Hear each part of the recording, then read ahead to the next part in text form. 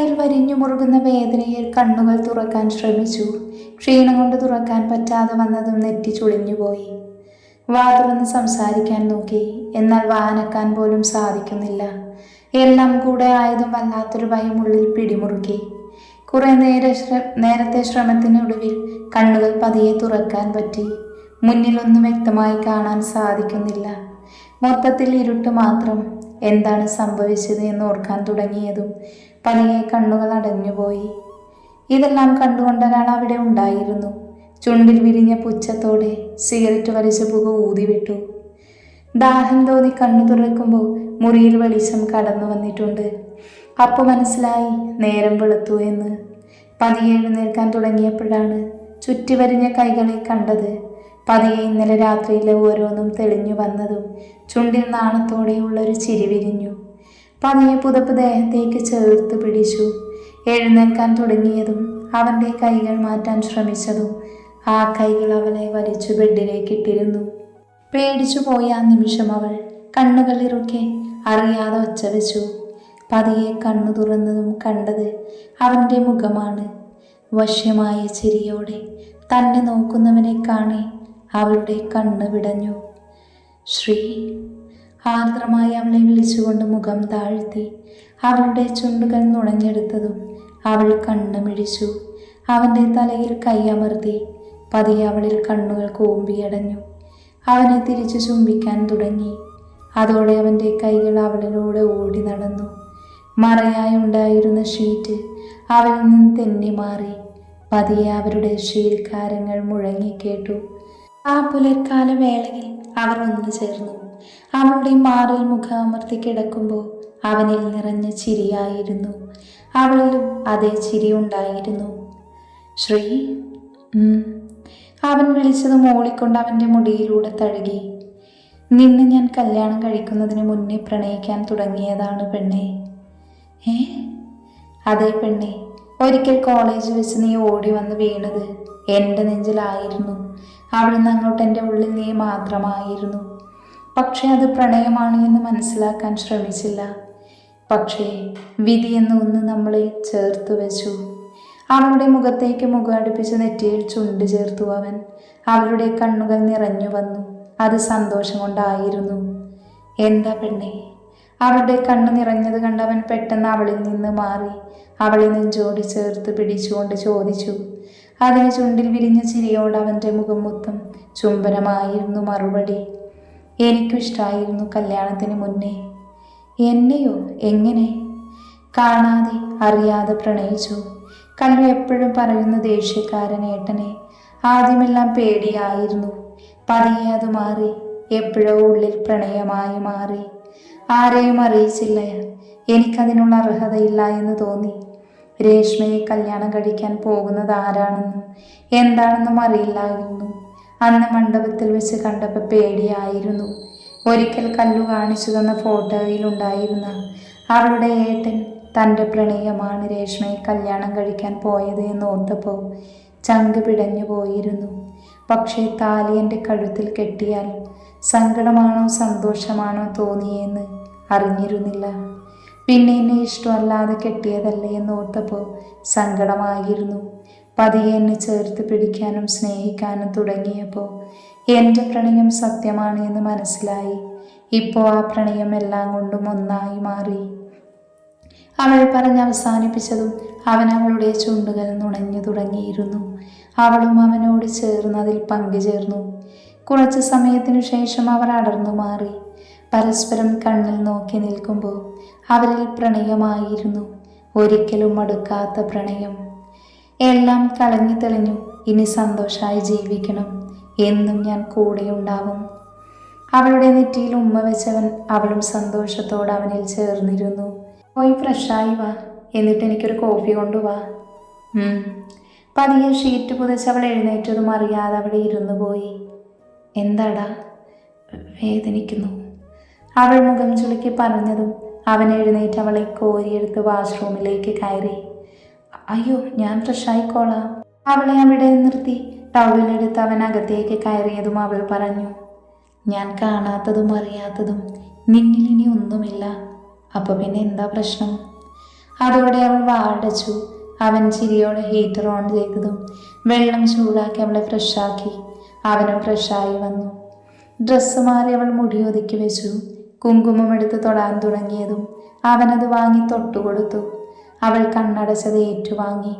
അവൻ അവളുടെ നെറ്റിയിൽ പതിയെ ചുംബിച്ചു. ചെല്ല്, പോയിട്ട് വാ.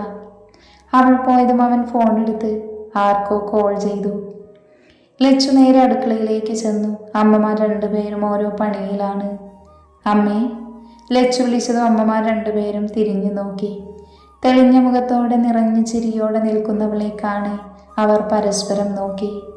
അവരുടെ മുഖത്തെ തുടിപ്പ് കണ്ടപ്പോൾ അവർക്ക് സന്തോഷമായി.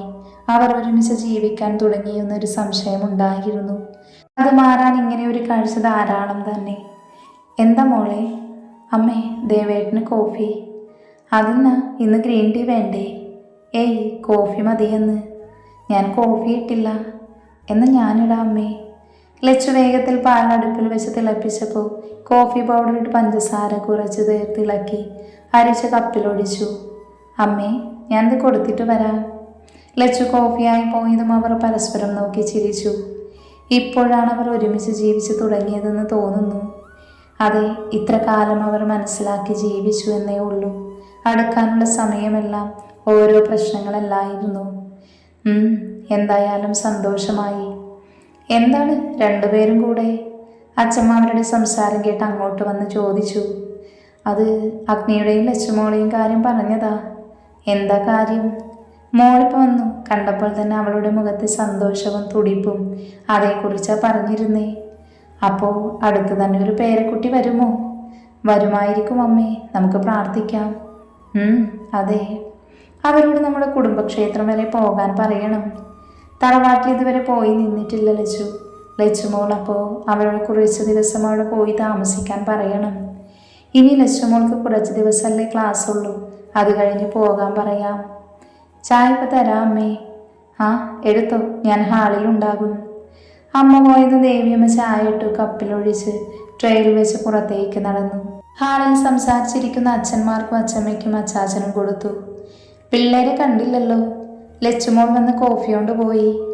ദേവിയും അടുക്കളയിലേക്ക് പോയതും അവർ ഓരോ സംസാരത്തിലേക്ക് തിരിഞ്ഞു. ലച്ചു ഡോറ് തുറന്ന് കയറുമ്പോൾ അഗ്നി ലാപ്പിൽ എന്തോ ചെയ്യുവാണ്. അവൾ ചിരിയോടെ അവൻ്റെ അടുത്തേക്ക് നടന്നു. ദേവേട്ട, കോഫി. അവളുടെ വിളി കേട്ട് അഗ്നി ലാപ്പിൽ നിന്ന് മുഖം ഉയർത്തി നോക്കി. പിന്നെ കൈനീട്ടി കോഫി വാങ്ങി ഒന്ന് സിപ്പ് ചെയ്തു. ക്ലാസ്സിൽ പോകുന്നില്ലേ? ഉണ്ട്. എന്നാ പിന്നെ പോയിരുന്നു പഠിക്ക്. എന്തേ? എക്സാം അടുത്ത് വരുമല്ലേ? അപ്പം ചെല്ല്. പിന്നെ ഇന്നലത്തെ ഓരോന്നോർത്തിരിക്കരുത്. അത് പറഞ്ഞപ്പോൾ അവനിൽ കള്ളച്ചിരി വിരിഞ്ഞു. ലച്ചു നാണം കൊണ്ട് മുഖം താഴ്ത്തി. അവൾ അവനിൽ നിന്ന് മുഖം തിരിച്ച് ബാഗെടുത്ത് ടെക്സ്റ്റ് എടുത്ത് വായിക്കാൻ തുടങ്ങി. അഗ്നി ലാപ്പിലെല്ലാം സെറ്റ് ചെയ്ത് ആർക്കോ മെയിൽ ചെയ്തു. അവൻ്റെ ചുണ്ടിൽ വന്യമായ ചിരി വിരിഞ്ഞു. ഫോണെടുത്ത് ബാൽക്കണി ഡോറ് തുറന്ന് പുറത്തേക്കിറങ്ങി. Yes boss. ബോധം വന്നോ? ഇടയ്ക്ക് വന്നു, അപ്പോൾ തന്നെ ബോധം വീണ്ടും പോയി.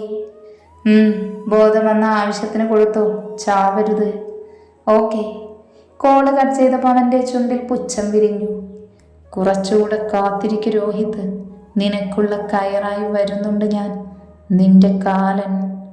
മനസ്സിൽ പറഞ്ഞുകൊണ്ട് അവൻ തിരിച്ചു മുറിയിലേക്ക് കയറിപ്പോയി. കണ്ണെങ്ങനെയൊക്കെയോ തുറന്നവൻ ചുറ്റും നോക്കി. ഒരു ഇരുട്ട് മൂടിയ സ്ഥലത്താണ് താനെന്ന് അവന് മനസ്സിലായി. എങ്ങനെയാണ് ഇവിടെ എത്തിയതെന്ന് അവൻ ആലോചിച്ചു. അവൻ്റെ ഓർമ്മകൾ മണിക്കൂറുകൾക്ക് പുറകിലേക്ക് പോയി. ഫോണിലേക്ക് വന്ന് വീഡിയോ കണ്ട് ഭ്രാന്തെടുത്ത് നടക്കുവാണ് രോഹിത്. രാത്രി പബ്ബിലിരുന്ന് ഓരോന്നോർത്ത് കുടിച്ചുകൊണ്ടിരിക്കുവാണ് അവൻ. അടുത്തേക്ക് വന്ന് തൊട്ടുരുമ്മി നിൽക്കുന്ന അല്പം വസ്ത്രം ധരിച്ച പെണ്ണിനെ അവൻ ഒഴിഞ്ഞു നോക്കി. അവൾ അവനെ നോക്കി വശ്യമായി ചിരിച്ചു. അവൻ്റെ നെഞ്ചിലൂടെ വിരലോടിച്ച് അവനെ നോക്കി ചുണ്ട് കടിച്ചു വിട്ടു. അവനും അവൾക്ക് വിധേയായി നിന്നു കൊടുത്തു. പതിയെ പരസ്പരം പുണർന്നൊന്ന് ചുംബിക്കാൻ തുടങ്ങിയവർ. അവൾ അവനറിയാതെ അവൻ കുടിച്ച ഗ്ലാസ്സിൽ എന്തോ പൊടിയിട്ടു. എന്നിട്ടും ഒന്നും അറിയാത്ത പോലെ അവനെ ചുറ്റിപ്പിടിച്ചു. കുറച്ചു സമയത്തിനു ശേഷം അവർ പിന്മാറി. പിന്നെ ചിരിച്ചുകൊണ്ട് പരസ്പരം നോക്കി അവിടെ ഇരുന്നു. അവൻ നേരത്തെ കുടിച്ച് ബാക്കി വെച്ച ഗ്ലാസ് എടുത്ത് മുഴുവൻ കുടിച്ചു. കുറച്ചു സമയത്തിനു ശേഷം അവൻ ആകെ കിക്കായിരുന്നു. അതോടെ അവൾ അടുത്തുകൂടെ അവനെ തൊട്ടുരുമ്മി നിന്നു. Come with me. അവനോട് കൊഞ്ചി കുഴഞ്ഞു പറഞ്ഞുകൊണ്ട് അവനെയും കൂട്ടി പുറത്തേക്കിറങ്ങി. അവനേതോ കാറിലേക്ക് കയറ്റി അവളും കൂടെ കയറി. അവൻ്റെ ബോധം പോകാത്തത് കൊണ്ട് തന്നെ അവളേതോ ഫ്ലാറ്റിലാണ് പോയത്. അവിടെ എത്തി അവനെയും പിടിച്ചകത്തേക്കു കയറി ബെഡിലേക്ക് അവൻ വീഴുന്നതിനൊപ്പം അവളെയും വലിച്ചിട്ടു. പാതി ബോധത്തിലും അവൻ അവളുടെ ശരീരത്തിലൂടെ തഴുകി കിടന്നുപോയി. പതിയെ അവളും അവനോട് സഹകരിച്ചു നിന്നു. ഇടയ്ക്കെപ്പോഴോ അവൻ്റെ ബോധം പോയതും അവൻ ഫോണെടുത്ത് ആരെയോ കോൾ ചെയ്തു. അവനെ കൊണ്ടുപോകാൻ ആരൊക്കെയോ വന്നു. ബെഡിൽ നിന്ന് എടുത്തു പൊക്കി അവർ വണ്ടിയിൽ കയറ്റി. പിന്നെ അവൾക്ക് പൈസ കൊടുത്ത് അവർ നാട്ടിലേക്ക് തിരിച്ചു. അവൻ്റെ കണ്ണുകൾ ചുറ്റുമുള്ളത് നിരീക്ഷിക്കുമ്പോൾ പാഞ്ഞു നടന്നു. ഇരുട്ടല്ലാതെ ഒന്നും കാണുന്നില്ല. എപ്പോഴാണ് ഇവിടെ എത്തിയതെന്ന് ഓർമ്മയില്ല. ആ പെണ്ണിൻ്റെ കൂടെ പോയത് ഓർമ്മയുണ്ട്. പിന്നെന്തുണ്ടായി? അവൻ ആലോചിച്ചു നോക്കി. എത്ര ആലോചിച്ചിട്ടും ഒന്നും തെളിഞ്ഞു വരുന്നില്ല എന്ന് കണ്ടതും അവന് ദേഷ്യം തോന്നി. സമയം കടന്നുപോയി. പെട്ടെന്നെന്തോ സൗണ്ട് കേട്ടതും അവൻ്റെ നോട്ടം അങ്ങോട്ട് പോയി. ഒരു വാതിലാണ്. അത് തുറന്ന് അവന് മനസ്സിലായി. ബ്ലാക്ക് ഡ്രസ്സ് ധരിച്ച് ആരോ വരുന്നത് അവൻ കണ്ടു. വാതിൽ തുറന്ന് വെട്ടത്തിലായതുകൊണ്ട് കൂടുതലൊന്നും കാണുന്നില്ല. പെട്ടെന്ന് തല പറഞ്ഞു പോകുന്ന അടി കിട്ടിയതും അവൻ കൈ ഉയർത്താൻ നോക്കി. സാധിക്കുന്നില്ല എന്ന് കണ്ടതും വേദന കൊണ്ട് അവൻ അലറിപ്പോയിരുന്നു. അതൊന്നും ശ്രദ്ധിക്കാതെ പിന്നെയും അവനെ തല്ലി ചതച്ചു അയാൾ. വേണ്ട പ്ലീസ്. കുറച്ച് സമയത്തിനു ശേഷം എങ്ങനെയൊക്കെയോ രോഹിത് അയാളോട് പറഞ്ഞു, നിന്നെ കൊല്ലില്ല, കൊല്ലാനുള്ള ഓർഡർ കിട്ടിയിട്ടില്ല. അയാളുടെ മറുപടിയിൽ അവൻ പേടിയോടെ ചോദിച്ചു, ആരാ? എന്തിനാ? സമയമാവട്ടെ, അപ്പം അറിയാം. ഇപ്പം ഇതുകൊണ്ട് നീ തൃപ്തിപ്പെടണം. അത്രയും പറഞ്ഞ അയാൾക്ക് പുറത്തേക്ക് പോയതും രോഹിത് തളർച്ചയോടെ കണ്ണുകൾ അടച്ചുപോയി. ബ്രേക്ക്ഫാസ്റ്റ് കഴിക്കാൻ ഇരിക്കുവാണ് എല്ലാവരും. അഗ്നി ഗൗരവത്തോടെയാണെങ്കിലും ചുണ്ടിൽ ചെറുതായി ചിരിയുണ്ട്. പക്ഷെ സൂക്ഷിച്ചു നോക്കിയാൽ മാത്രമേ കാണൂ. ലച്ചു നിറഞ്ഞ ചിരിയോടെയാണ് ഇരിക്കുന്നത്. അടുത്തിരിക്കുന്ന കല്ലുവിനോട് കാര്യമായി സംസാരിക്കുന്നു. എല്ലാവരും നല്ല സന്തോഷത്തിലാണ്. ബ്രേക്ക്ഫാസ്റ്റ് കഴിച്ചു കഴിഞ്ഞതും കോളേജിലും ഓഫീസിലും പോകാനുള്ളവർ ഇറങ്ങി. നിങ്ങളും കയറിക്കോ, കോളേജിൽ ഇറക്കാം. അഗ്നി പറഞ്ഞതും സന്തോഷം കൊണ്ട് കല്ലു ഓടിക്കയറി. പുറകെ ചിരിയോടെ ലച്ചുവും. കോളേജ് എത്തുന്നവരെ കാറിൽ കല്ലുവിൻ്റെയും കിച്ചുവിൻ്റെയും സംസാരം മാത്രമേ ഉണ്ടായിരുന്നുള്ളൂ. ഫ്രണ്ട് മിറർ വഴി ഇടയ്ക്ക് അഗ്നി ലച്ചുവിനെ നോക്കുന്നുണ്ട്. അവൻ്റെ നോട്ടം കാണുമ്പോൾ പിടപ്പോടെ നോട്ടം മാറ്റും അവൾ. അപ്പം അവൻ്റെ ചുണ്ടിൽ ചിരി വിരിയും. എന്നാ ഇറങ്ങിക്കോ, വൈകിട്ട് ഡ്രൈവർ വരും. കോളേജ് എത്തിയതും അവരെ ഇറക്കി കാര്യം പറഞ്ഞു. ഓക്കെ. ലച്ചു കണ്ണുകൊണ്ട് അഗ്നിയോട് യാത്ര പറഞ്ഞു. നമുക്ക് വിട്ടാലോ? കിച്ചു ചോദിച്ചതും അഗ്നി ഒന്ന് മൂളിക്കൊണ്ട് കാർ സ്റ്റാർട്ട് ചെയ്തു. എന്നും കാത്തു നിൽക്കുന്ന സ്ഥലത്ത് നിൽക്കുന്ന മായയെയും മാധുവിനെയും കണ്ടാണ് അവർ അങ്ങോട്ട് ചെന്നത്. ചിരിയോടെ മായയോട് സംസാരിക്കുന്നവളെ കാണാൻ അവർക്ക് സന്തോഷം തോന്നി. എത്ര നാളായി അവൾ ചിരിച്ചു കണ്ടിട്ടല്ലേ? അതെ, ഇപ്പോൾ ആ മുഖത്ത് നോക്കിക്കേ, എന്താ ഒരു സന്തോഷം. ഒട്ടും പ്രതീക്ഷിക്കാതെ ഇന്നലെ മോതിരമാറ്റം നടന്നില്ലേ? ഇനി പ്രശ്നമൊന്നും ഇല്ലല്ലോ? അതെ. എന്താണ്, ഭയങ്കര സന്തോഷത്തിലാണല്ലോ. ഇന്നലത്തെ കാര്യം പറഞ്ഞുകൊണ്ടിരുന്നതാ ഇവള്. ഞങ്ങളും അത് പറയുമായിരുന്നു. ആദു ഹാപ്പിയാണോ? അതെ, ഒത്തിരി. ഞാൻ വിചാരിച്ചില്ല ഇത്ര പെട്ടെന്ന് ഇങ്ങനെയൊക്കെ ആകുമെന്ന്. എല്ലാം ശരിയായില്ലേ? സന്തോഷമായിട്ടിരിക്കുക. വാ, നമുക്ക് ക്ലാസ്സിൽ കയറാം. അവൾ ഇന്നലത്തെ കാര്യങ്ങൾ ഓരോന്ന് പറഞ്ഞ് നടന്നു. കാർ വന്ന് നിന്ന സ്ഥലം കണ്ടെന്ന് കിച്ചുവിൻ്റെ മുഖം മുറുകി. അഗ്നി കാറിൽ നിന്നും ഇറങ്ങിയതും ഗോഡൗൺ പുറത്ത് നിന്ന ഗാർഡ്സ് ഷട്ടർ തുറന്നു കൊടുത്തു. അഗ്നി പോക്കറ്റിൽ നിന്ന് സിഗരറ്റ് എടുത്ത് വായിൽ വെച്ചു കത്തിച്ചു. കിച്ചു അവന് പുറകെ വന്ന് ചുറ്റും നോക്കി അകത്തേക്കു കയറി. അഗ്നി അവന് പുറകെ കയറി. അവരെ കാത്ത് സ്റ്റീഫൻ നിൽക്കുന്നുണ്ടായിരുന്നു. കൂടെ അവൻ്റെ സ്റ്റാഫും. കിച്ചുവിനെയും അഗ്നിയെയും കണ്ടു. അവർ ബഹുമാനത്തോടെ തല താഴ്ത്തി. എന്തായി? ആവശ്യത്തിന് കൊടുത്തിട്ടുണ്ട്. അവൻ നിൽക്കുന്നതിന് പുറകിൽ ഒരു ഡോറുണ്ട്. അത് തുറന്ന് കിച്ചുവും സ്റ്റീഫനും അകത്തേക്കു കയറി. നിലത്ത് ബോധമില്ലാതെ കിടക്കുന്ന രോഹിത്തിനെ അവനൊന്ന് നോക്കി. അപ്പോഴേക്കും അഗ്നി അങ്ങോട്ട് വന്നു. അവൻ വന്നതും പുറകെ വന്ന ഗാർഡ്സ് ഒരാൾ വെള്ളം രോഹിത്തിന് മേലെ ഒഴിച്ചു. ക്ഷീണത്തോടെ മയങ്ങിക്കിടന്നവൻ വെള്ളമൊഴിച്ചതും കണ്ണു വലിച്ചു തുറന്ന് മുന്നിലേക്ക് നോക്കി. പെട്ടെന്ന് അവിടെ നിറഞ്ഞ വെട്ടത്തിൽ അവൻ്റെ കണ്ണു പൊളിച്ചുപോയി.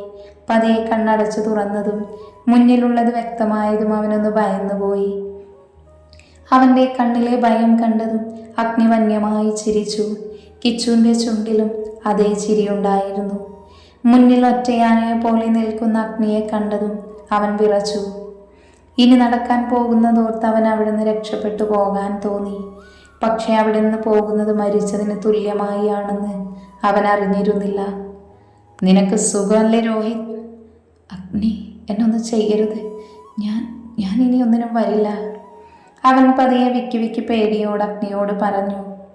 ഓ, അപ്പോ ഇതുവരെ ചെയ്തതെല്ലാം ഞാൻ ക്ഷമിക്കണമെന്നാണോ? അവൻ്റെ ക്രൂരമായ ചിരിയിലേക്ക് പേടിയോടെ നോക്കി രോഹിത്. കിരൺ, ഞാൻ അറിയാതെ, എന്നെ വെറുതെ വിടാനോ? അവൻ പറഞ്ഞു നിർത്തുന്നതിന് മുന്നേ അവൻ്റെ നെഞ്ചിലേക്ക് ചവിട്ടിയിരുന്നു കിച്ചു.